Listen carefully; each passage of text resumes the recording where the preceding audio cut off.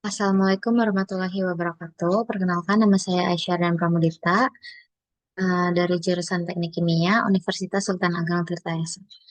Ini saya akan menjelaskan mengenai risiko fundamental.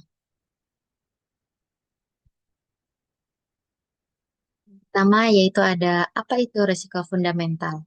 Risiko fundamental adalah jenis risiko yang berdampak pada industri, masyarakat, atau negara secara keseluruhan, bukan hanya pada satu individu atau perusahaan. Faktor besar seperti alam, ekonomi, atau sosial seringkali menyebabkan risiko ini, dan banyak pihak yang harus berpartisipasi untuk mengelolanya. Risiko fundamental didefinisikan sebagai jenis risiko yang mempengaruhi sekelompok besar orang atau komunitas dan biasanya disebabkan oleh faktor eksternal yang tidak dapat dikendalikan oleh individu. Bencana alam, pandemi, krisis ekonomi, dan konflik politik merupakan contoh dari sumbernya. Selanjutnya yaitu ada ciri-ciri risiko fundamental. Ada 5. Yang pertama, besar dan tersebar luas. Yang kedua, ada tidak dapat dihindari oleh seseorang. Yang ketiga, faktor eksternal adalah sumbernya. Yang keempat, seringkali membutuhkan bantuan lembaga besar atau pemerintahan. Yang terakhir, yaitu biasanya dapat diasuransikan bersama.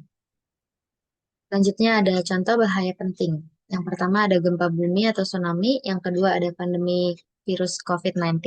Yang ketiga ada krisis inflasi internasional. Yang keempat ada konflik atau perang antar negara. Yang terakhir ada kelangkaan makanan atau energi. Semua contoh ini menimbulkan dampak sistematik dan berkepanjangan. Selanjutnya ada perbedaan risiko fundamental dan risiko khusus. Dari penyebabnya, untuk risiko fundamental sendiri, faktor eksternal, dampaknya kolektif atau luas, pengendaliannya sulit dikendalikan, contohnya gempa bumi dan pandemi. Risiko khusus yaitu faktornya individu, dampaknya personal, pengendaliannya bisa dikontrol oleh individu, contohnya itu merupakan kecelakaan mobil atau kebakaran rumah. Yaitu ada strategi menghadapi risiko fundamental. Pertama ada membangun sistem untuk kontinuitas bisnis dan manajemen krisis. Yang kedua ada gunakan skenario perencanaan. Yang ketiga ada pasar dan sumber yang berbeda.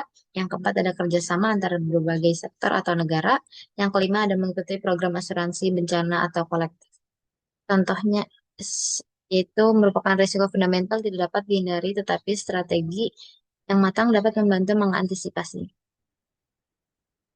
Selanjutnya kita akan bahas mengenai risiko pasar, risiko kredit, risiko likuiditas, risiko operasional, risiko hukum, dan risiko regulasi, risiko reputasi, risiko strategis, risiko kepatuhan, risiko teknologi, risiko lingkungan dan sosial dari risiko fundamental itu sendiri. Yang pertama yaitu ada risiko pasar. Risiko pasar merupakan potensi kerugian akibat perubahan kondisi pasar seperti fluktuasi harga, kurs inflasi, atau permintaan. Contohnya itu terkaitan perubahan harga permintaan, inflasi, atau fluktuasi ekonomi. Selanjutnya ada risiko kredit. Risiko kredit merupakan risiko kegagalan pihak lain dalam memenuhi kewajiban pembayaran atau kontrak. Contohnya yaitu potensi kerugian akibat pihak lain gagal memenuhi kewajibannya. Selanjutnya ada risiko likuiditas. Risiko likuiditas itu ketidakmampuan perusahaan memenuhi kewajiban jangka pendek karena dana tunai terbatas. Kita ada risiko operasional, yaitu gangguan proses bisnis akibat kesalahan manusia, kerusakan sistem, atau kegagalan prosedur. Contohnya yaitu ada kesalahan manusia, sistem, proses, atau gangguan operasional. Selanjutnya ada risiko hukum dan regulasi. Risiko hukum dan regulasi merupakan risiko yang muncul akibat pelanggaran hukum, sengketa, atau perubahan peraturan permintaan. Contohnya yaitu ada pelanggaran hukum, perubahan peraturan pemerintahan, dan sanksi. Selanjutnya ada risiko reputasi. Risiko reputasi merupakan penurunan citra atau kepercayaan publik yang berdampak pada kinerja organisasi. Contohnya yaitu ada kerusakan citra perusahaan di mata publik atau pelanggan. Selanjutnya ada risiko strategis. Risiko strategis merupakan kerugian karena keputusan strategis yang kurang tepat atau perubahan lingkungan bisnis yang tidak diantisipasi. Contohnya yaitu ada kesalahan dalam pengambilan keputusan strategis, perencanaan, atau arah bisnis. Selanjutnya ada risiko kepatuhan. Risiko kepatuhan merupakan risiko akibat tidak mengikuti kebijakan internal, standar industri, atau ketentuan hukum. Contohnya yaitu ada ketidakpatuhan terhadap prosedur, standar, atau kebijakan internal. Selanjutnya ada risiko teknologi, merupakan gangguan dari kegagalan teknologi, serangan cyber, atau ketinggalan inovasi. Contohnya yaitu ada kegagalan sistem, serangan cyber, atau ketinggalan teknologi. Yang terakhir ada risiko lingkungan dan sosial.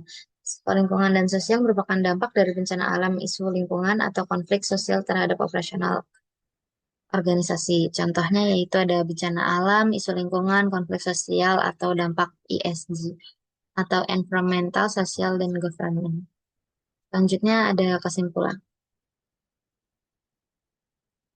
Kesimpulan pada risiko fundamental sendiri merupakan risiko fundamental bersifat luas dan tidak dapat dikendalikan secara individu, memerlukan pendekatan kolektif untuk penanggulangannya. Yang terakhir yaitu pentingnya untuk memahami jenis risiko ini agar dapat mengembangkan kebijakan mitigasi yang efektif. Sekian penjelasan yang dapat saya berikan mengenai risiko fundamental. Kurang lebihnya mohon maaf. Wassalamualaikum warahmatullahi wabarakatuh.